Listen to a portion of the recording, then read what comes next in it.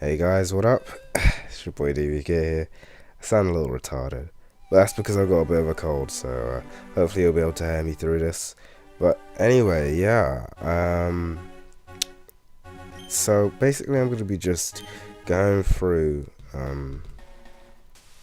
the Elite Four on a game which I've been playing recently called CrystalDust. Now, for those of you that don't know, CrystalDust is a hack ROM. So it's basically on the base ROM of the game is Pokemon Emerald for the Game Boy Advance, obviously, and yeah, it's basically a remake of Pokemon Crystal. I think it's a really good remake. It's probably the best remake of the game that I've played, and I was really satisfied with this game. Now, the only thing that's problem with this, I think this is the beta 2 version of the game, so that means that it's only the first beta. And the sad thing about this is that it's not a complete game. Kanto, apart from the Indigo Plateau, has not been developed, and I believe that's still being done. Whether it's still a process, so I've only been able to get the initial 8 badges because that's what that's been done so far, but I don't know if they're still working on it. It's created by a guy called Diego, who's awesome in his team. I don't know whether they're still working on this, but I'd really, appreciate if they continued to make this ROM even better than it actually is. So yeah, I'm gonna be taking on the Elite Four. Everything in this game is an exact copy of Pokemon, the original Pokemon Crystal. So everything in this game is a complete copy. So including the Elite Four, pretty much absolutely everything you could think of in this game has been changed to just put on Emerald, really. So this is really my party that I use, and you might be looking and thinking, how the hell has he got a level 62 Apom? I love Apom, and so I decided to give it a lot of attention, and it's really just outshined the rest of my team. Also due to the fact that it has the XP share, which I haven't taken off it for like 30 levels now, but it's still got the XP share, and so yeah, it's growing really quickly. I've also got my Golem. I always catch a Geodude at the start of 2nd gen, just makes things a lot easier as we go through. So those are the moves for my Apom. Really, it's definitely a great Pokemon for utility wise. I can go around and it's very versatile, so that's why I've got that. Fearow, obviously I normally get a Spearow like I do at the beginning of 2nd gen games. Managed to get myself Fearow level 2, raised it ever since then, and you can tell this one's just a beast. Obviously my starter, Totodile, taking its turn to Feraligatr now. Taurus, which I was like really surprised to catch, but I caught this on Route 38, which is west of Eat Critique. I was not even looking for one. I was looking for a Magnemite, and I ran into this and I was like, hey, why don't I catch it? So that's exactly what I did. I caught it, and yeah, this is my Taurus. And then the Wild Dog, Suicune, the only one which I really find of any use. Yeah, it's been caught there at Tin Tower, and that's practically it. So that's my loadout right there. So we're gonna go in, and the first guy that we're gonna face in the Elite Four, as always with 2nd gen, is Will, and Will uses Psychic type Pokemon. And now the reason I've got my Apom first for this one is I can use a flurry of different Pokemon for this one, but I prefer to use my Apom because it has Shadow Ball. And obviously Ghost type is super effective against Psychic. So I've done the Elite Four a few times with this, so it should one-hit the Xatu with the Shadow Ball. Although Apom is level 62, its stats are really low because it is a kind of weak Pokemon. So it's had to have been at such a high level to be able to get through all of this. Now it should one-hit the Jinx as well. I used to try and use Fire Punch on this Jinx, but it would always just about survive. It could probably get killed by one now that the levels have gone up, but before it just always used to just survive, which also was always a pain in the butt. Now this Slowbro should take 3 because it uses Curse twice. Okay, it'll take 2. I was real lucky there. It normally uses Curse twice and then it gets healed. But obviously, I haven't really taken into consideration the fact that it's grown. My APOM's grown a level also since the last time I faced the Slowbro. So 2 is good, definitely good. Guess it's done a lot quicker. And for some reason, I always get the criticals whenever I don't need them. But whatever. So Executor should take 1, I believe. But we'll see. I believe it only takes 1 for the Executor. No, it takes 2. Okay, it takes 2. And then again, it doesn't really do any catastrophic damage. He's probably gonna... No, he's not gonna heal up. Wow, Will's a bit of an idiot. So he didn't heal up there. But the Xatu at the end, I haven't actually faced this Xatu with the Reflect up. But to be honest, the Reflect shouldn't really do much. But this will one-hit it, this Shadow Ball. So... Will is very easy. Like I said, like I always say, the only one that I find of any difficulty, yeah, that Reflect is being a bitch. It doesn't really matter. But the only person I find of any difficulty ever in the Elite Four and 2nd gen is Karen. Like I never have a Pokemon that is really built for her, or a Pokemon that can really just go through her so easily. So that's the only one I really have any difficulty with. So yeah, that's it. Next is Koga, obviously. For Koga, I'm gonna use my Fear, just to drill pick through Ariados, Venomoth. Then for Fortress, it's gonna be Apom. For Muck, it's going to be Golem. And probably going to be Golem for his Golbat as well, or Crobat is my bad. So those are the Pokemon that are going to be doing it. It should one-hit both Ariados as it has done and Venomoth.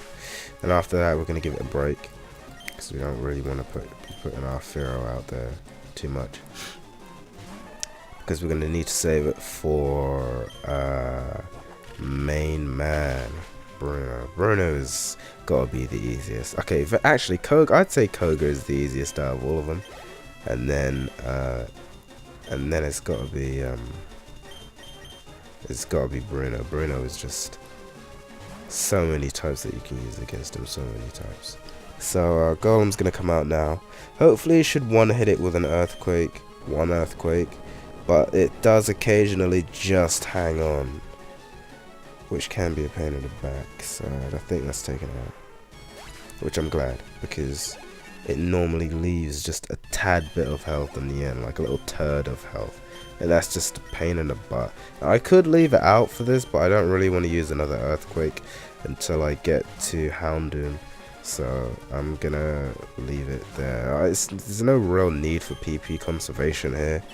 Yeah, it always does protect. Well, I mean, I don't use Fire Punch for any other Pokemon apart from this one, so I have PP to waste.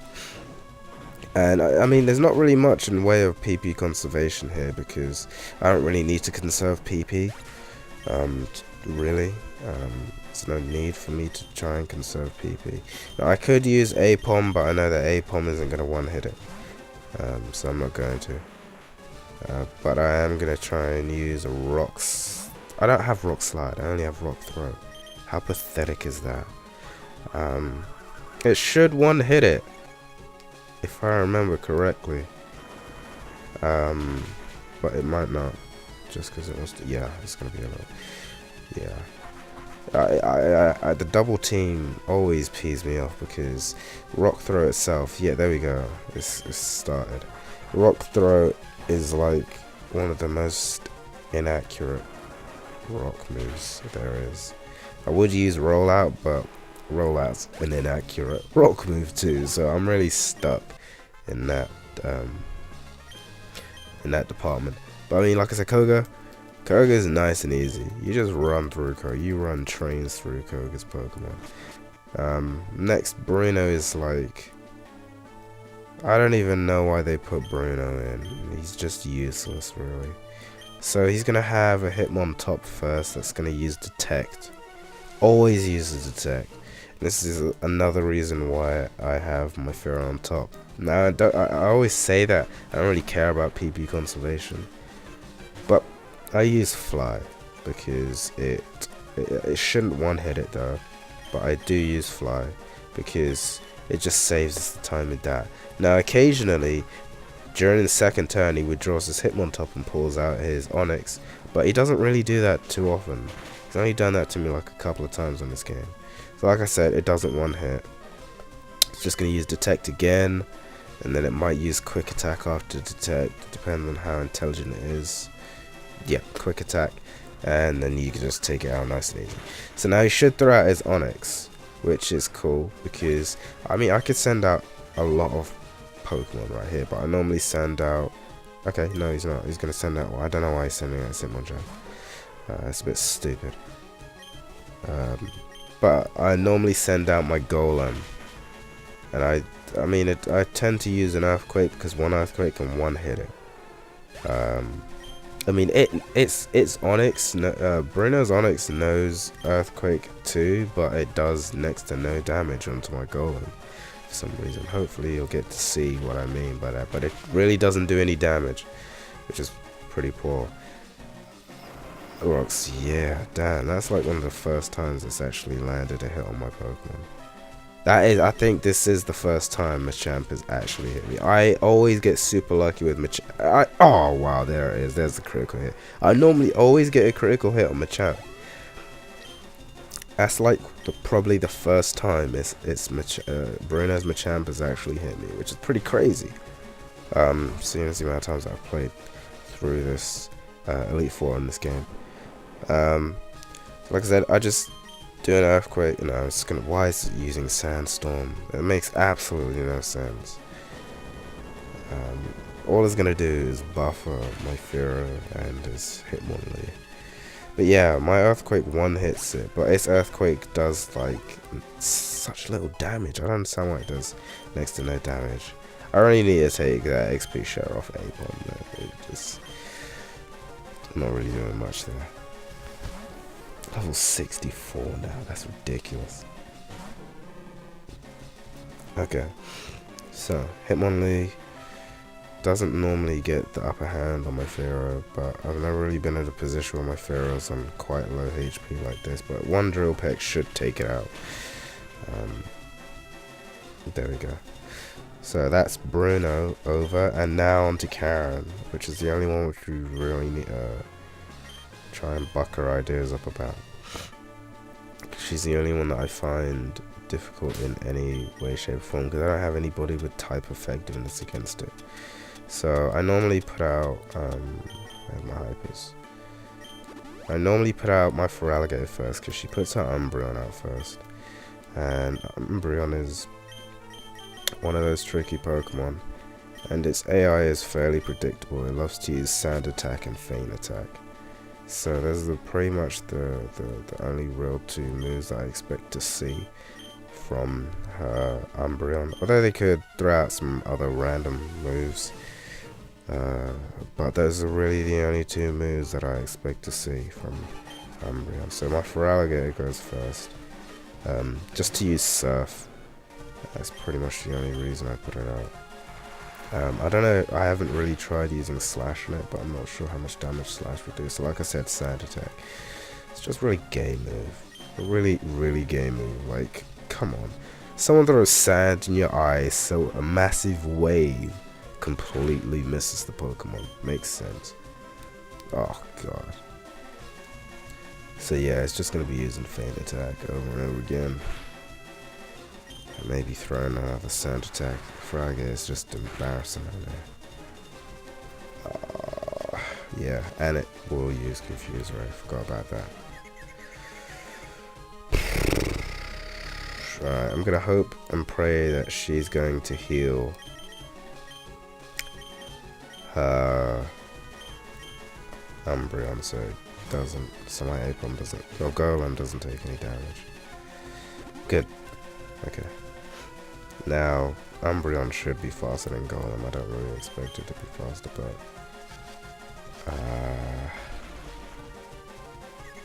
yeah, that should be fine. What I normally do is I normally give a Person Berry to my Taurus and throw my Taurus out, because it uses Confuse Ray, and my Taurus knows Thrash as well. So whichever one gets it first, gets it to use the Person Berry first, wins.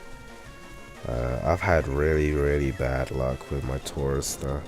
Like the last time I tried using it, my Taurus got Confused Raid on the first go, used Thrash, next go it like forgot, well, it snapped out of confusion, and then after that, after the fucking Thrash move, it actually got confused again. Like the amount of unluckiness there is just incredible. Now I could send out Feraligatr, but I would normally send it out, but its accuracy has been depleted by that sand attack, so I'm just going to send out Pharaoh and just drill pick it. Now the good thing about dark Pokemon on this game is that a lot of them have two types. So on this game, I mean, Vileplume isn't even a dark Pokemon, so I'm not really sure why she has it. It's poison and grass, but hey, to each his own. And yeah, I'm lucky that a lot of them have. Mercury just doesn't die really on this game after one hit from an Apom, which is 20 levels higher than it. Okay, I eat my words. Like, it's never died on the first time. Okay. Well, that puts everything I stand for to shit. Right, so Golem comes out. Should do one Earthquake and that should do it, but you know what? Everything I say is really, it's gonna use Crunch and that should kill it actually. Yeah, I think this might kill my Golem. Yep. For some reason, Crunch is just retardedly OP in this game, and does stupid crap like that, and takes people out in one hit, like with half health, on a Golem, which has stupid amount of defense. I just don't, some things I just really don't get about Pokemon, but that's one of those things. So I've lost my Golem, but I don't really need it for the next, okay, I did actually need it for Lance, for his Charizard, but I'll revive him. So Gengar, yeah I do, but who? I've completely forgotten. My god, Suicune, that's it. I've forgotten what Pokemon I used for the Gengar. Right, I used Suicune because normally, if this goes to plan, this should be the easiest fight in the game. One bite from Suicune, and then a curse. No, why'd you lose? Oh, you used Lick. That should have been a one-turn battle. Okay, so it normally uses Curse on the first round.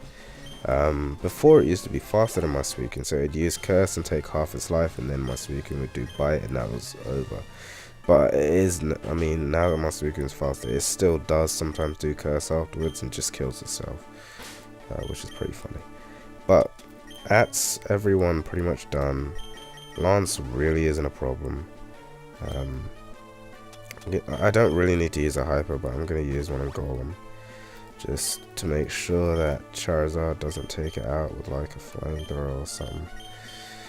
Okay, so Apom goes first because it knows Ice Punch, but that's not really the reason. The reason why is because Lance's Gyarados first, and Water and Flying Gyarados would get 4 times effectiveness damage from a Thunder Punch, even though my Apom isn't too powerful like I've said before, but because, you know, it's Thunder, it has to do a bit of damage.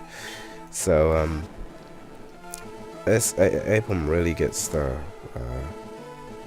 starting role in all of this. Now, every other time, it hasn't one-hit it, but it's 20 levels above it now. Hopefully, it will one-hit it. There we go. It's like my birthday all over again. Okay. Charizard, so this is what I use my golem for. Now you're like, why doesn't he just keep Apom out there and use Thunder Punch? Or use Ice Punch? Ice Punch would be neutral. Thunder Punch, yeah, sure, I could use it. But why use them when I could use a Rock Throw? Now, yeah, like I said, Flamethrower. The only risk with this matchup is if my golem gets burnt. If my golem gets burnt by that first flamethrower, then it won't be a one-turn battle between those two. And that's the only risk. Now we're moving on.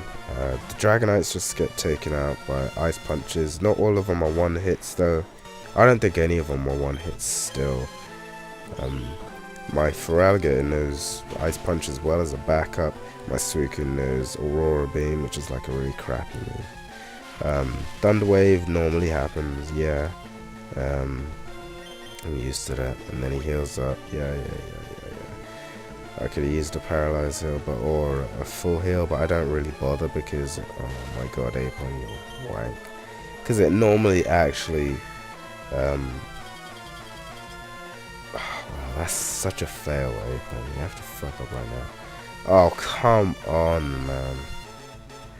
I'm surprised. Yeah, the one thing that surprised me when I first came to the Pokemon League and did this thing is that Apom really doesn't get hit that badly by, or hurt that badly by Blizzard.